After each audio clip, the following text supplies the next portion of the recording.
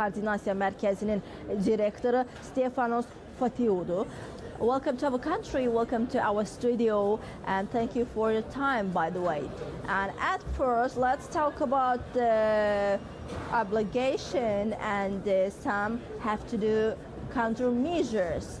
And you know, there are Azerbaijan initiative in COP29 about energy lines, energy corridors, and carbon emissions, and sustainability, and about the ceasefire and accessories. And of course, Azerbaijan one of the member of United Nations, but there are main responsibility for financial supporting belongs to developed country. As you know, this is the main responsibility. And what do you think about that? What should be the main ideology for the financial supporting? Thank you so much, and very big thanks to Azerbaijan for hosting us these days, and I want to congratulate for the amazing organization. You're welcome, yeah. All over the city and all over the conference center. I don't think that we should approach this with an ideology.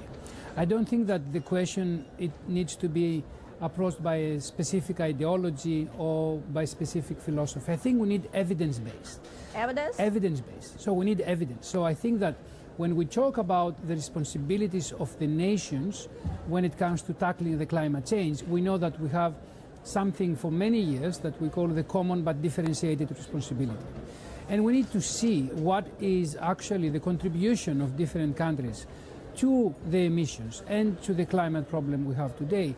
And then on the basis of this evidence to decide how the financial solutions should be allocated.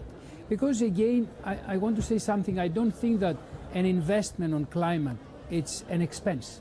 We should not look at it as a cost. We should look at it as an investment for the future. So this morning I was in an event. Yeah. My area of work is on linking climate change with food systems. And some farmers there from a country, they say that if you only allocate 0.1% of the GDP... Over the carbon emission, yeah? Over the carbon emission? Yeah. If you allocate 0.1 of the GDP of this country, I don't want to mention the name, to make agriculture more sustainable and climate neutral, you will avoid about 2% of GDP losses because of the climate change impact on agriculture. Because, you know, agriculture is one of the sectors that it's really suffering from climate change.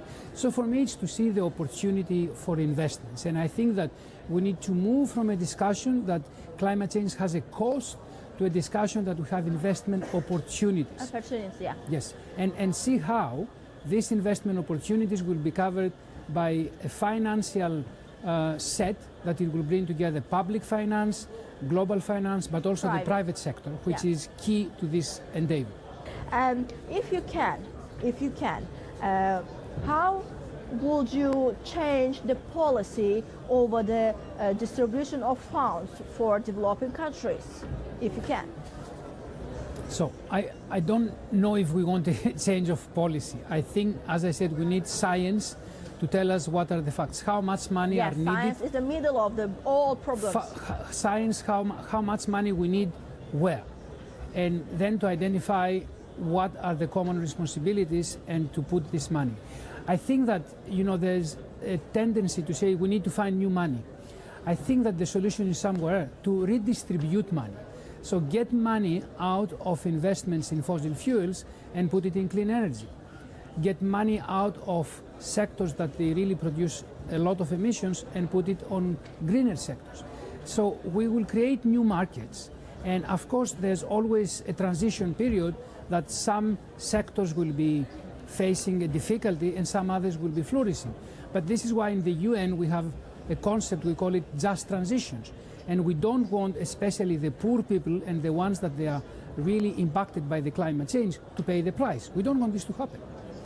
And we do have policies, and we do recommend policies that they promote social protection, they promote the support of small farmers, for example, to make sure that they will not be the victims of all of this. So for me, science and allocation according to the different responsibilities and allocation to how much money actually someone is controlling.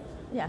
As you know, the farmers is the front of the line fighting against the climate change. Foods, of course, too.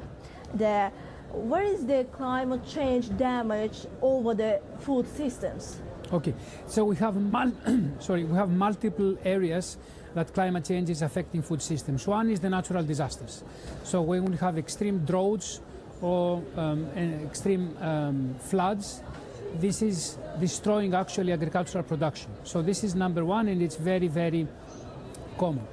The second is that we have a long-term impact on the soil and on the capacity of earth to be served as the ground to grow our food.